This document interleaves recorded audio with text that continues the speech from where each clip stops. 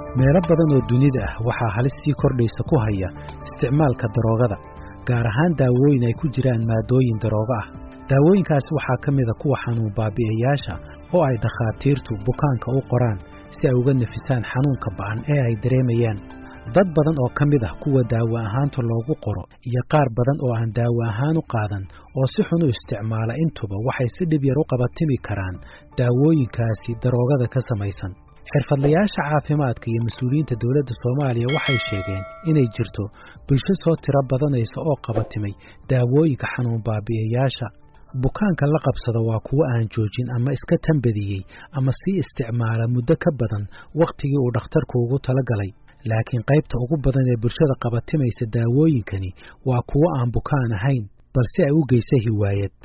ama kuwa wakhtiga isku dhaafiya iyo sidoo kale kuwa qaldamay oo aaminsan inay ka caawinayso inay shaqadooda si hawlkar leh uga soo baxaan. Qayb badan oo ka mid ah dadka qabatimay waa dhalinyaro badan oo aan fahamsanayn halista daawooyinkan balse aqoon la'aan u geysay ama saaxiibadooda kaga dayday. Daawooyinkan halista ah ee xanuun baabi'iyeyaasha waxaa ka mid ah Bethadine, morfiinta iyo kan xilligan ay dhibaatada ugu weyn ka imanayso oo lagu magacaabo Tramadol, kaasi oo leh kiniini iyo cirbad labadaba. Dhammaan daawooyinkani waa kuwo ay ku jiraan amaba ka samaysan inta badan maandooriyayaal loogu talagalay inay dadka xanuunka ka baabi'iyaan ama ay ilowsiiyaan. Shuruudaha ay dhakhaatiirta caadiga ah ku qoraana waa kuwo adag. Hase yeeshee dadka la qabsada xanuun baabi'iyeyaashani ma aha kuwo loo qoray oo keliya. Xaqiiqa ahaan waxaa badan kuwo aan loo qorin balse iskoodu isticmaala. Waxyaabaha inay iskoodu isticmaalaan suurtageliyana waxaa ka mid ah inay si fudud ku heli karaan iyagoo inta ay doonaan ka iibsan kara farmasiyaasha ku yaala magaalooyinka Soomaalida iyo dukaamada kale ee lagu iibiyo daawooyinka. Dhibanayaasha la qabsaday daroogada ku jirta daawooyinkan waxaa ka mid ah dhalinyaro dhigata iskuulada iyo jaamacadaha. Waxaa ku jira dumar, waxaa sidoo kale ka mid ah dad dhexdhexaad ah oo u badan rag. Xataa waxaa ka mid ah dhakhaatiir iyo kalkaaliyaal caafimaad kuwaasi oo maadaama ay heli karaan u qaata inay shaqadooda u sahlanaato ilaa ay ka gaaraan heer qabatin ah iyo meel ay adag tahay inay ka soo laabtaan. Dhalinyarada qaarkood waxay ku bartaan oo marka hore u sahla cabitaanka shiishada.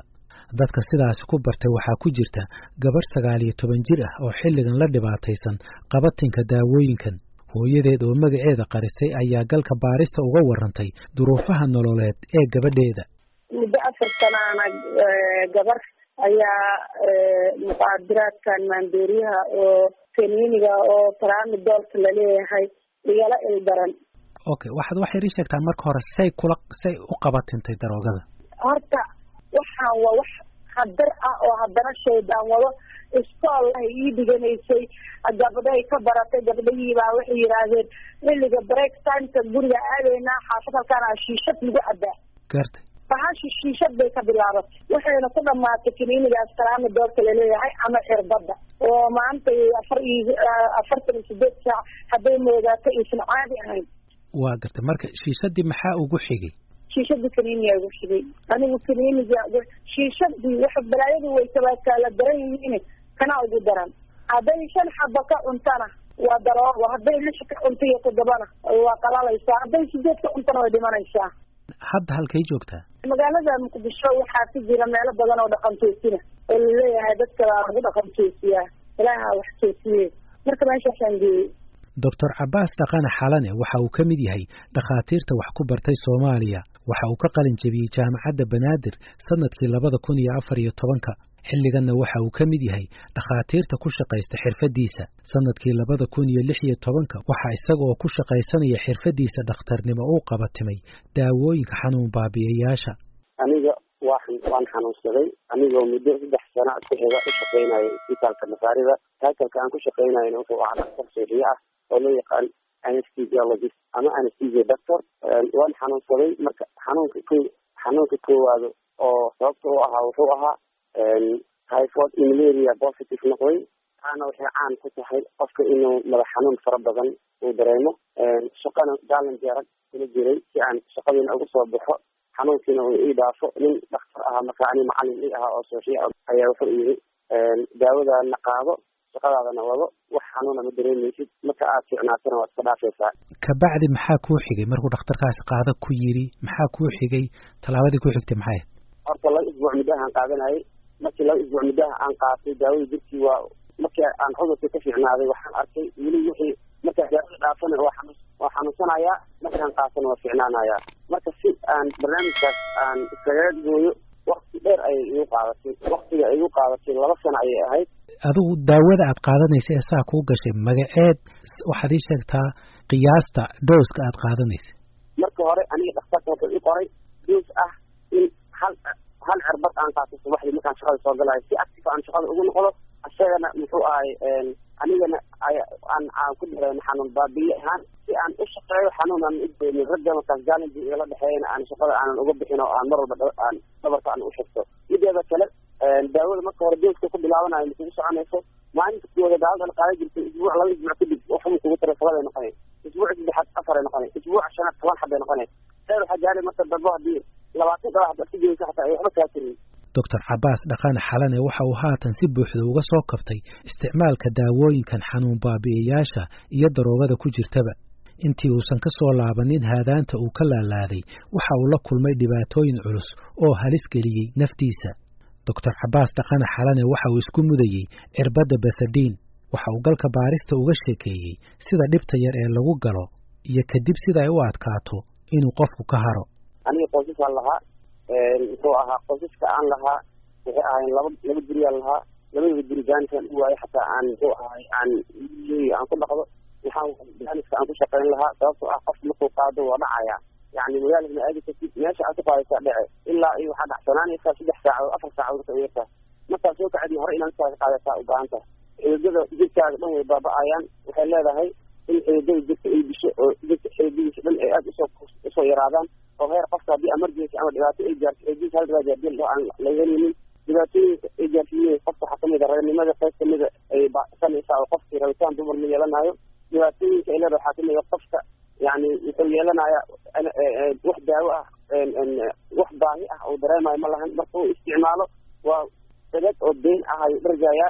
kadib waxaa ku dhacaya qofka weightless kadibna difaaca jirkiisa yaraanaya xataa haddii hergab uu ku dhaco qofka ma u dulqaadan karo heerkaas gaaraya marka jirkaaga ilaa imisa meelood baad iska mudday marka hore levels ayay leedahay qofka marka ugu horeysa eega laga duraa marka eegka waayo kadib wuxuu isku dayaa inuu murqaha ka qaato markay muuqada meel kasta ay bararaan xididada jirka ka dhamaado kadib wuxuu isku dayaa haddana maqaarka iyo muruqa inta udhexeeya inuu diro kadib qofka wuxuu gaaraya markasta meel kasta jirkiisa kamida cirbad ku diro inay maalka timaado oo jirka ay fashfasho oo jirkiida daawada isoo celiso heerkaasuu qofka gaaraya marka ugu dambeyso marka dambena wuxuu gaari karaa qofka inuu ku sameeyo oo marka hore uu qaataba qal iyo inuu kusoo boodo iyo muxuu ahaay iyo blood pressureka oo aad u dhaco baalsi iyo dhaco qofka respirationkiisa oo muxuu ahaay khalal galo waxaa loogu talagala qofka dhalinyarada ah in 12 ilaa 16 in halkii daqiiqo u neefsado intaas in ka yaro qofka neefsanaa 5 ilaa 6 ilaa 7 hypoxia ayuu qofka galaa xididkaa baaba'aayo kadib wuxuu iska daya muruqiya haddana aad kulli daranayo maal laga jeexa kadib oo dhan isku daya maqaarka inuu ka qaato darajooyinkaasay leedahay baasha dadku waxay isweydiinayaan arrintani wax bulshada maxaan ku idhaahdaa heer qalalaasa ah oo heer xaalad degdega gaarsiisan miya oo laga anfariiro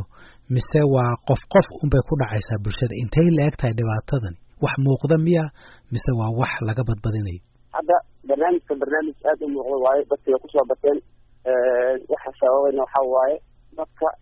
maadaama aqoon badan aysan u lahayn daawadii gobolka Soomaaliya aad bay ugu soo badatay si jaamacadda isaga soo gashaa runtii bulshada aad bay ugu dhiban tahay dad badan oo ku dhintay waa arkay laba kamid aan aqaanay inta kalena mar aan bulsho joogo waxaan sameyn jiray campaign oo barnaamijyadaas aan uga hadlaayo oo aan dadkana aan ku caawinayo in wixii oo muxuu ahay u baahan dadka in la caawiyo u baahan lacag la-aan barnaamij ahaan muxuu ahay aan sameeyey 12 muxuu ahay ilaahay igu guuleeyey oo ka fiicnaaday qaar aan ugu fiicnaanina waa jiraan 2 nin oo aan muxuu ahay aad aan u dhow taagnaa muddo sanad camal ah waa u dhinteen sababtoo ah way khiyaali jireen laftooda way khiyaali jireen waad ka dhaafadii jireen waasna ka isticmaali jireen mid ka mid a dadka sida weyn u qabatimay daroogada balse xilligan ka bogsooday waxa uu markiisii hore ku soo bartay dalka dibaddiisa gaar ahaan dalka Yemen waxaana uu ogaaday inay aad u dhib yar tahay Soomaaliya sida lagu helo daawooyinka xanuun baabi'iyaasha ee ay daroogooyinku ku jiraan waxa uu la kulmay dhibaatooyin la mid ah kuwa uu arkay Dr. Cabaas Dhaqane Xalane qofku markaas uu si yahay baasha jecel yahay lagula diro ninka farmashiistaha ku diray marka ka diro aniga iga dhacday meeshii aan ku dhacay haddaan markaan dhacay haddaan dhinto ka waran haddii ka waran intaan afka dhulka ku dhigsado ilka iga daataan haddii ka waran intaan madaxa ku dhigsado leerba wax iga gaaraan isagaa loo haystaa sidaa daraadeed iska kaansinaya marka markuu kaa gasto iga sito ma kugu dirayo waxaad qofki daraka inaad barato inaad istirto adiga qofka marka uu isticmaali doonaa gacanta midigtaa isku diraya ila ma train gareysna diraya midig markii daasho oo dee meelu ka geliyo waayo mididkaa daashay masalada gadaasheeda soco lugka hoose cagta hoose oo maxaa la yidhaha nimada sida qofduu garanayo soco idada hoose oo maxaa la yidhahdaa shanshada udhaxaysa ciribta inta ka dhaxaysa tilibka soco ilaa akhirka ay ku tago xubinka taranka ilaa uu ku tago ilaa ay ku tageen qaar dawlayaashan dhuunka ku yaala in laga siiyo qaar ay gaareen dareerka wejiga dadka qaarkiisa ay leeyihiin kalabarka wejiga ay kasoo baxa marka dadka foorashada dhiigiisa ku gororo iyo ka qaadanaya rahtay waxa uu iga sheekeeyey ninkaasi foolxumada ay leedahay la qabsiga daawooyinkan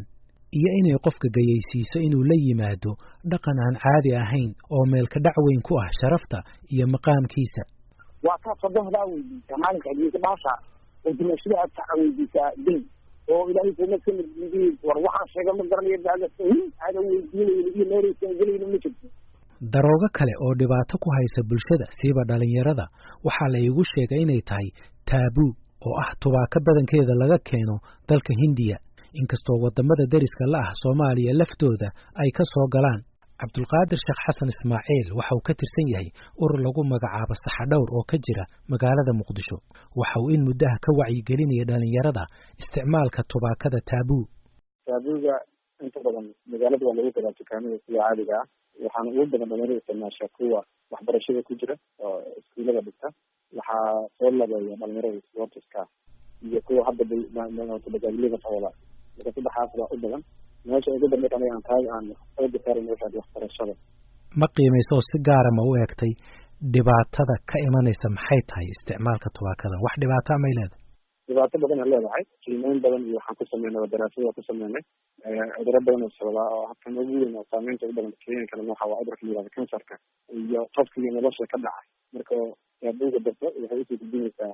qaabkii sigaarka kadib waxay u gudbinaysaa waxaa liga kala maandooriyaha marka laakiin cudurrada badan oo sababa sababta meesha la saarsan waxaa ka yimaada caabuq hoos yimaada caabuqaas isku bedeli doona waxaa kansar waxaa kale leeyahay wadne xanuun siday ku bartaan maxay ku bartaan marka hore masaaxiib bay ka bartaan ma meesha miyuu jaban yahay oo si dhib yar baa loo heli karaa maxaa laga helaa qiimaha hadda laga siiyo aada u jaban yahay waa qiimo yar oo raqiis ah laakiin meesha ugu badan u samaro qofkani waxa waaye saaxiib inta badan saaxiibka bara sababta ardayga markii fasalka oo inta badan tusaale markaan arday usoo qaadanayo waa meesha ugu badan ka sameyn wacyigelinta waa iskuulada marka asaga wuxuu arkaya xaalad kala jira imtixaan ku adkaan meelaha laga faa'iideysto imtixaanka ku reesinta kana ku foganayo wax bidiyo waaye waxa waa xaalad kala jira balho samee sidii marka ku bilaabo ardayga inta badan marka saaxiibada inta badan sababa oo ardayda macnaha bara ama dadka isticmaalada waalidiinta qaarkood waxay bilaabeen in dhalinyarada qabatintay daroogooyinkan oo ay ku jirto taabuuga ay geeyaan xarumo lagu dhaqan celiyo ama lagu hayo si ay u waayaan balwada ugana go'aan xarumahaasi waxaa ka mid a tan lagu magacaabo gargaar oo ku taala degmada Hodan ee magaalada Muqdisho Daahir Axmed ayaa madax ka ah xaruntaasi wallahi horta xarunta dadku isbedelaan waalidkuna waxay keensadaan inta ay tabartoodu hayso ayay keenaan مثلا qofka lagu keenayaa waxaa laga yaabaa inaad 6 bilood haysid ama 1 sano haysid ama qaar 3 bilood haysid markuu isbedelayaan ilaa dhowr boqol qof baan soo martay markay ugu yaraato waxaan isleenahay diiwaangelinta aan soo gelay waxay gaaraysaa ilaa iyo 500 way gaaraysaa dadkana soo maray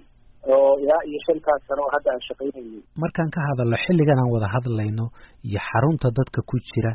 gaar ahaan kuwa wadanka gudihiisa ah ee dhalinyarada wadanka gudihiisa ku qabatintay daroogooyinkan waa imisa tiradooda adiga hadda dadkaas ilaa 80 way gaarayaan hadda aan hayno maadaama dhulku iska yar yahay hadda tiro koob ma ka haysaa 80ka inta qof mar labaad la soo celiyay ama mar saddexaad aad bay u badan tahay numberkaas hadda ku soo laalaabanaya inta kiniinigii la qabatimay ama daraagiskaas oo la qabatimay banaanka u laabtaa ma yara number yar ma ahan yaraan markaan miiska gadaal ugu laabano foomkii horaada yaalba qofkii waan garanaynaa hebel oo laga yaabo 6 bilood ka hor inuu naga tegay baana loo soo celinayaa ama hebel oo naga tegay 3 bilood ka hor ama sanad ka hor naga tegay dadkii la fiiriyo waxaa laga yaabaa inay isku noqoto isku celcelis dadkaasi inay boqolaal gaaraan iyo yaraan 3 boqol ay gaaraan inta xarunta furmay kadib wax kusoo laabtay oo ku laabtay kiniinigii iyo waxyaalihii isticmaali jireen. hooyada aan ku waraystay bilowgii barnaamijkan ayaa ka mid ah waalidiinta tallaabadaasi qaaday waxayna gabadheeda geysay mid ka mid a xarumaha dhaqan celinta ee ku yaala magaalada Muqdisho. gabadheedu waxay ka mid tahay dhibanayaasha 2 jeer lagu xareeyay xarumaha dhaqan celinta. imise bilood bay hadda ku jirtaa xarunta dhaqan celinta? gabadha 3 bilood ay iga jirtaa hadeertaan. hadda ka hor meesha maa la geeyey ka baxsatay mise waa markii ugu horreysay la geeyey? ma aysan baxsanin waxaan isfiirin intaan geliyey oo dad ehelkayga adiga lacagta isiiyeen bay 2 bilood markay ku jirtaan is-iri way fiicnaan doontaa waa dareemi kartaa waa waalidaan ahay gabarna meesha uma fiicnaan isiri markaan kasoo daayana way iga baxsatay mudaan. imise xabo kiniiniya markiiba liqdaa? halka mar 5 xabaan la qaaday jira halka mar. xaggee ka heshaa? yala dadka ma wala weynaya waad soo gabanaysaa awal 2,000 oo shilin Soomaaliya xabadkii la dadi jiray xanuun baabiyo camal loo isticmaali jiray ayaa kulay hadda qorshahan keenay hadda laakiin $1 u maraya xabadkii. laakiin xarumaha dhaqan celintu mar walba ma aha xalka ugu dambeeya ama ugu wanaagsan ee wax looga qaban karo la qabsiga daroogooyinkan. inta badan inuu qofku dawoobo kana go'o la qabsigan waxay ku xiran tahay dadaal uu sameeyo qofka laftiisa iyo sida uu u bedelo habdhaqankiisa. tusaalaha ugu fiican waa dadaalka uu sameeyey Dr. Cabbaas Dhaqane Xalane oo ka shaqeeyey inuu noloshiisa dib u soo ceshto naftiisana uu xakameeyo. xilliganna waxa uu ka mid yahay dadka laga dhex yaqaana dadweynaha ee ka wacyigeliya dhibaatooyinka daroogada waxaana uu ka qoray buug. waxyaabaha ii fududeeyey inaan ka haro waxa marka koowaad waxaa research ku sameeyey dhibaatooyinka ay leedahay physiologically waxay jirta ay ku bedelayso oo aan qaarkood baraati ka arkay intaa kaliya ugu filnaan weysay marka dambe waxaan baxay khuruujkii sabiilillahi muddo hal sano iyo kadib 1 sano iyo bar markaan khuruuj baxay oo xilna quraan alla aan akhrisanayo xilna alla adkaartiisa aan muxuu ahay aan afka ku haayo ilaahay ayaa marka dambe igu caawiyey oo jirkeydana intii wax ku jirta ka saaray ayadana iga maaraysiiyey oo inaan u baahanin oo marka aan intaanan bilaabay ka hor noloshaysa aan noqday hadda kula hadlaayo alxamdulilah waxaan ku jiraa 7 taana waxay cadeynaysay in muxuu ahaay nolosha qofka jirka bini'aadamka marka iska dhaafo horumarka koowaad oo la kulmaayo waa in barnaamij dib usoo laabtaan isla markaana oo muxuu ahaay damco in uu guursado. haddana waa muxuu ahaay 7 baan ku jira alxamdulilah. laakiin halkii hore aan marka bilaabayo waxaasaan lahaa awoodda u yeelan waa gurigeyga inaan tago sababtoo ah marba haddii aad baasha qaadato dareenkaaga waa dhimanaya raganimadana waa dhimanaysaa baahida kale aad u baahan dib ahaanna waa dhimanaya qofka waxba cunaynin waxna cabaynin oo darad been dradsan energy jirkiisa waa yaraanaya. qoysaskaagii hore miyaa ku burbureen arrintan darteed? ha qoysaskayga waa ku burburay mideeda kale ani baawuraan watay markaa Muqdisho ani baawur la yiraahdo Corolla Luxana watay oo markaas baawurta ii qaalisan ahayd 2000 iyo muxuu ahaay 6 gaarigaas maalin alla keen shilal geli jiray sababtoo ah gaariga markaa gaarida qaataan gaariga wado mar xoolaan ku dhisanaa mar bini'aadam ku dhisanaa mar muxuu ahaay marka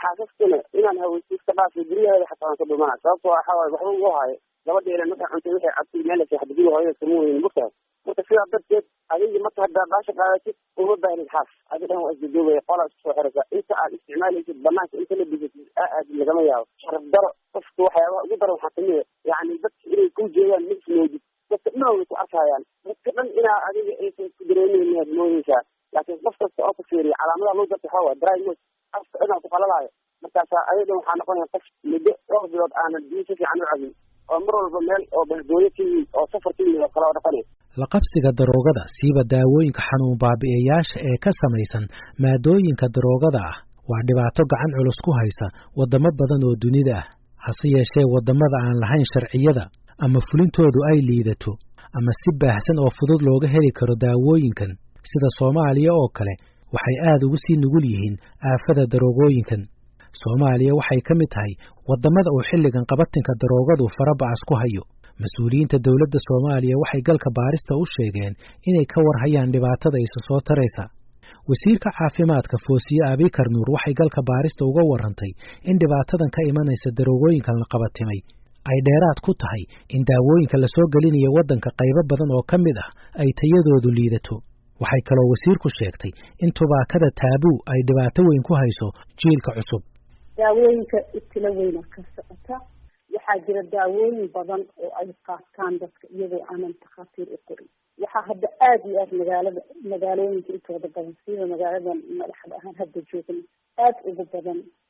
in la isticmaalo wax taabuu laleeyahay tabaaka oo afka la gashto. dhalinyarada ayaa aada u isticmaasha. ma hayno statistic cadad baaritaan laguma sameynin lama raadin, laakiin habashada iyo magaalada markaas weydiso iyo bulshada dacaladeeda kala duwan waxaa aada u badan dhalinyaro badan inay isticmaalayaan taabuuga aada loo. waxaa kaloo jira isagana daawo tramadol ah oo aada iyo aada loo isticmaalo. waxyaalahaas waxaa keenaya daawooyinka in la isticmaalo. daawooyinkii waxaa la tegayaa farmashiyayaashii cid kastaa iibin karta, si kastay usoo degaan magaalada si waxaa loogu iibiyo caadi ah. innaga wasaaradda waxaan sameynay sanadkii dhamaaday waxaan mamnuucnay dekreeto xeer wasiir aan ku mamnuucnay taabuuga inaanan laga soo dejin karin, laga baacishtari karin, la iibin karin. sidoo kale tramadolka wuxuu kamid yahay daawooyinkan la xakameeyo. waxaan saarnay xakameyn waan xadidnay. waxaa jira takhaatiir badan iyo rug caafimaad badan oo soo dalbado oo ruqsad raadiyo yimaada wasaaradda si ay u iibgeeyaan. waxaan sameynaa isbitaalada waaweyn ee u baahan daawooyinkan narcoticska ama restricted drugs la yidhaaho oo laakiin u baahan in isbitaal lagu maamulo ama dakhtar uu cadad la og yahay isbitaalada ku filan ayaanu ogolaana. laakiin waxaa jira in badan oo si sharci darro ah ku jira. midka waa badan yahay. mid ka mid a siyaabaha loo xakamayn karo si xun u isticmaalka daawooyinka xanuun baabi'iyayaasha waa in marka horeba ay dhakhaatiirtu u qoraan baahi adag oo jirta oo keliya darteed, iyo inay qoraan dadka dhakhaatiirta ah oo keliya kadib marka ay qiimeeyaan xaaladda caafimaad ee bukaanka. hase yeeshee sida ay qirteen mas-uuliyiinta caafimaadku, kuwa qoraya daawooyinkan, kuwa soo dejinaya iyo weliba kuwa iibinaya waxay u badan yihiin inaysan u diiwaan gashanayn dowladda Soomaaliya. wasiirka caafimaadka Foosiye Maxamed Nuur ayaan weydiiyey waxa ay ka qabanayaan arrintan. innaga waxaan sameynay register ayaan sameynay. wax ayaa jirta oo aan aada u xoojinay 2 sano dambe oo aan leen ay sameynayso inay register garayso takhtar walba oo wadanka soo galayo oo ajnabi ah oo ka shaqeynayo in markuu ruqsada soo qaato in loo yimaado annaga intuusan shaqo gelin. waxaan immigration ka dhignay foomamkii warqadihii annaga aan sheegnay. warqad dakhtar kastoo yimaado wadanka inuu soo register gareeyo noo keeno shahaadooyinkiisa aan xaqiijinay. haddana saasay tahay inta badan ma dhacdo. annaga markii aan wasaaradda tagay wasaaradda caafimaadka annaga waa fariisanay. waxyaalaha ugu horeeya oo 2017 markaan xafiiska la wareegay aan ka wada hadalnay wasaaradda oo kadibna xafiiska ra-iisul wasaaraha golaha wasiirada isugu yeeray oo wasaarad walba la weydiiyey waxyaalaha horumarinta priority-ga ah ay qabanayso 30 casho ugu horeeya mandate-keena inay soo sheegato ay tahay annaga shayga ugu horeeya aan ka tala bixinay oo aan go-aansanay wasaarad ahaan waxay ahayd shuruucdii caafimaadka inaan ka shaqeyno oo aan baarlamaanka sida ugu horeysa dhaqsaha la angeyno. sharciga markaan baarlamaanka geynay oo la ansixiyey aqalka hoose ansixiyey November 2018 dad badan waxaa gala cabsi. isbitaallo badan waxay soo direen waraaqadihii sharciga u raadinay, laakiin way soo degaan dad baa wakiisha dad isbitaallo private lahaa jira oo soo dejiya oo aanan soo marin. isbitaallo badan oo waaweyn magaalada ku yaalo ma sameeyaan qarti. barnaamijkii galka baaristuna waa naga intaas. inta aynu ku kulmi doonno barnaamijkan oo kale waa Haaruun Macruuf oo idin leh nabadgelyo.